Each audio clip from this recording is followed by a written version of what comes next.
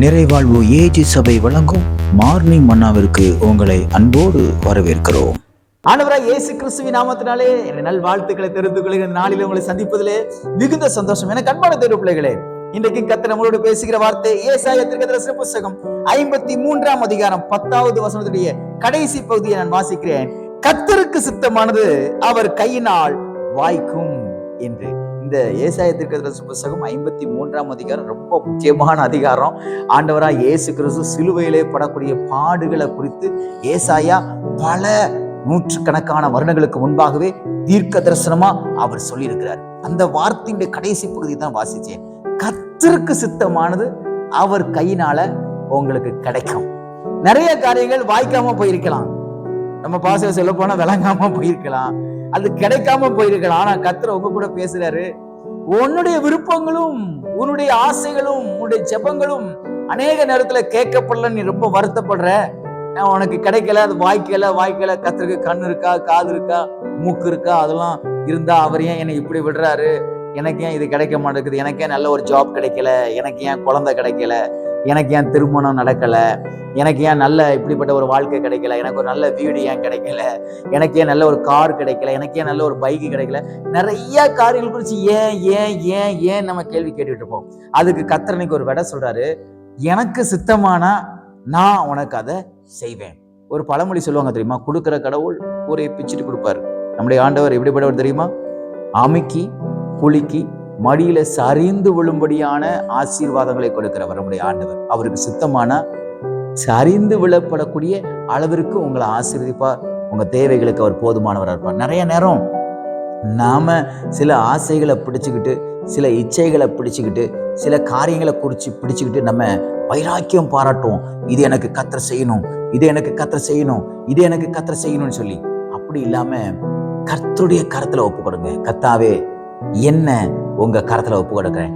எனக்கு இஷ்டமானது ஒரு பக்கம் இருந்தாலும் உங்களுக்கு அது சித்தமா இருக்குன்னா அதை எனக்கு நீங்க செய்யுங்கப்பா, எனக்கு நீங்க அதை செய்யுங்கன்னு சொல்லி ஆண்டவருடைய கரத்துல உங்க இஷ்டத்தை ஒப்பு கொடுங்க.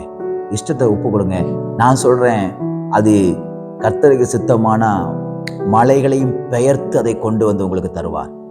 அது கர்த்தருக்கு சித்தமையானால் செங்கடலையே உங்களுக்காக ரெண்டா பிளந்து உங்களை வெட்டாந்தரையில் நடக்கிறது போல நடக்க வச்சு அற்புதங்களை செய்வார். கர்த்தருக்கு சித்தமானா குஷ்டரோகம் எப்படிப்பட்ட வியாதியாக இருந்தாலும் அதை அப்படியே மாற்றி போட்டு அற்புதங்களை செய்ய முடியும். அவருக்கு சித்தம்னா எந்த மனுஷன்ட உங்க ஆசீர்வாதங்கள் இருக்கிறதோ அதை பிடுங்கி எந்த மனுஷனை உடைக்கணுமோ, எந்த மனுஷனை நொறுக்கணுமோ கர்த்தர் கொண்டு வந்து தருவார். நல்லா கவனிக்கணும். அண்ணாள் பிள்ளை இல்லாம கஷ்டப்பட்டு வேதனையோட தேவனுடைய சமூகத்துல ஜெபம் பண்றான். அவ அந்த வருஷத்துல மட்டும் அப்படி ஜெபம் பண்ணல, வருஷந்தோறும் அந்த இடத்துல வந்து ஜெபம் பண்ணுவா. ஆனா கர்த்தருக்கு சித்தம் எப்போ தெரியுமா?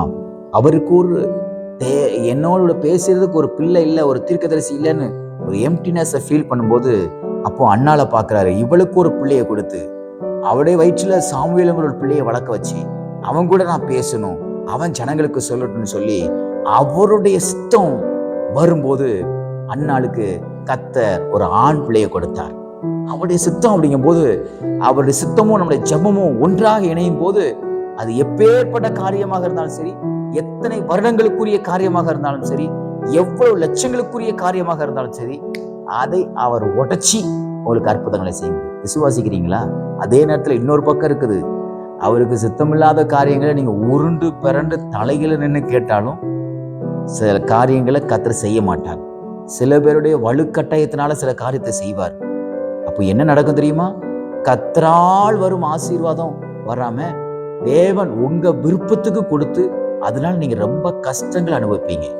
அது உங்க மன வாழ்க்கையாக இருக்கலாம், உங்க திருமண காரியமா இருக்கலாம், உங்க வேலையா இருக்கலாம், உங்களுடைய ஃபியூச்சரா இருக்கலாம், உங்களுடைய பண விஷயமா இருக்கலாம், உங்க படிப்பா இருக்கலாம், உங்களுடைய எதிர்காலமா இருக்கலாம், அல்லது உங்க சரீரத்துக்குரிய காரியமா இருக்கலாம். எந்த ஒரு காரியமா இருந்தாலும் நீங்க ரொம்ப ஃபாஸ்டிங் பண்ணி எனக்கு இதை செஞ்சுதான் ஆகணும்னு நீங்க கட்டாயப்படுத்தும் போது அதுக்கு சித்தம் இல்லைன்னா கர்த்தர் செஞ்சிருவாரு. ஆனா அதனால வேதனை அதிகமாகும். கர்த்தருடைய ஆசீர்வாதம் தான் ஐஸ்வர்யத்தை தரும், அதோட வேதனை இருக்காது.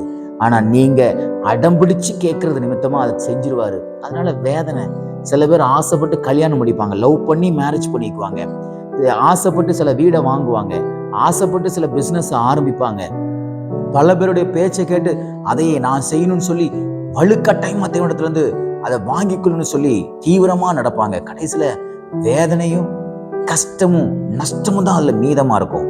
அதனால ரொம்ப இழப்புகள் அவங்க சம்பாதிப்பாங்க. காரணம், தேவனுடைய சித்தம் அல்ல. தேவனுடைய சித்தமானா அது நமக்கு சமாதானமா இருக்கும். தேவனுடைய சித்தமே ஆனா எல்லா காரியங்களும் வாசல்கள்லாம் திறக்கப்படும். அதை விசுவாசிங்க. என்ன காரியம் கிடைக்கலையே அதுக்காக கர்த்தருக்கு ஸ்தோத்திரம். செஞ்ச காரியத்துக்காக ஸ்தோத்திரம். ஆண்டவரே, உங்க சித்தமானது மாத்திரம் என் வாழ்க்கையில் நடக்கட்டும். உங்க சித்தத்துக்கு மிஞ்சின காரியங்கள் நடக்க வேண்டாம்னு சொல்லி இன்னைக்கு நீங்க கர்த்தருடைய கரத்துல ஒப்பு கொடுப்பீங்கன்னா நான் சொல்லுகிறேன், கர்த்தருக்கு சித்தமானது அவருடைய கையினால் இன்னைக்கு வாய்க்கும். வாய்க்காத காரியம்லாம் இன்னைக்கு வாய்க்கும். நடக்காத காரியம்லாம் நடக்கும். கர்த்தருக்கு சித்தமானது உங்களுக்கு நிச்சயமா நடக்கும் என்று சொல்லி உங்களை ஆசீர்வதித்து ஜெபிக்கிறேன். இந்த நாள் உங்களுக்கு ஒரு வாய்க்கிற நாளாக, வாய்க்காத காரியங்களெல்லாம் வாய்க்கிற நாட்களாக தேவன் மாற்றி கொடுப்பாராக. God bless you.